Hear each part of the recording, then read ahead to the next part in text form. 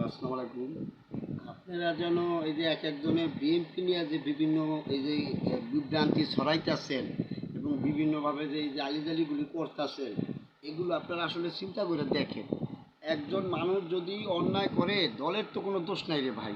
আপনারা কেন এই জিনিসটা আসলে আপনারা ভালোভাবে ক্লিয়ারভাবে কেন বুঝতে পারেন না? আজকে একটা খুবই নির্মম একটা দেশের পরিণতির জন্য আমরা আজকে দেখেন, আমরা তো সরকার দলীয় কোনো লোক না, আমরা কিন্তু বিরোধী দলীয় লোক যদিও। তাইলে আপনারা দেখেন, আপনারা যদি একবার চিন্তা করে দেখেন বুঝতে পারবেন এটার দায়িত্ব কার।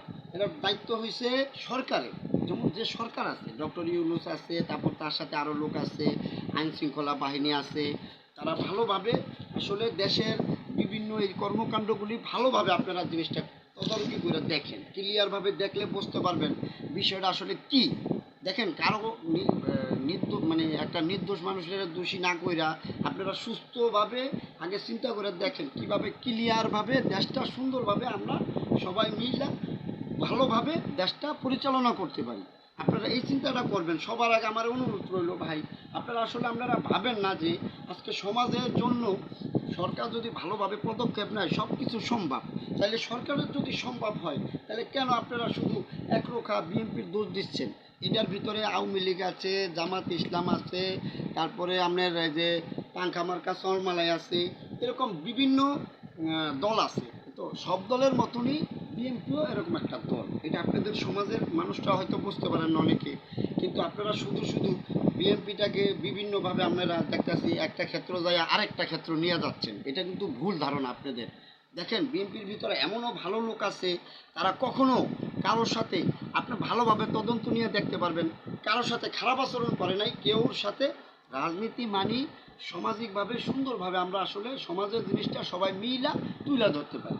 কিন্তু আমরা এটা কেন করি না এই জন্য দেখেন, আমরা দলাদলি কইরা আমরা ক্ষমতার আশায় লোভের আশায় বিভিন্নভাবে একটা কাজ করে ফেলে কইরা তারপরে বুঝতে পারি যে আমরা ভুলগুলি করছি।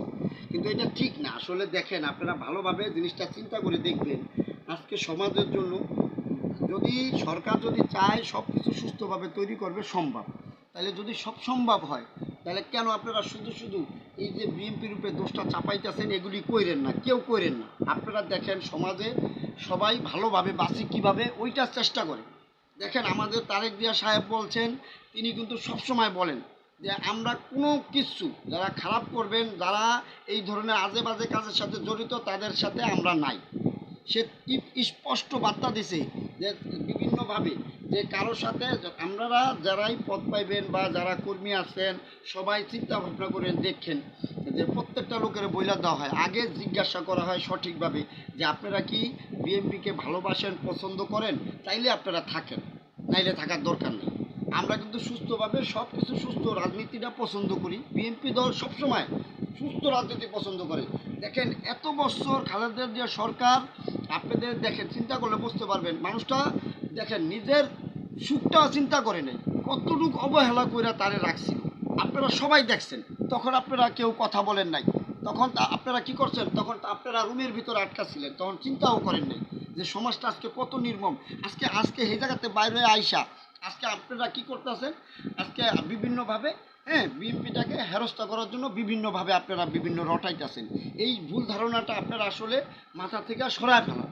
দেখেন আপনারা সবাই ভালো থাকেন, আমরা সবাই ভালো থাকি। আমরা চাই দেশের সমাজের ছোট বড় সবাই ভালো থাকতে পারি। যে আমরা সমাজের যেমন নিচু টাইপের মানুষ ভাই, সাধারণ মানুষ, আমরা কাজ করে ভাত খাই। তা আমরা চাই কি জানেন, সাধারণভাবে আমরা ভালোভাবে বাঁচতে চাই।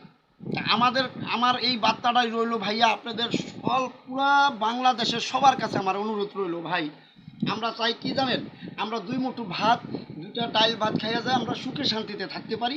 আমরা এইভাবে চলতে চাই।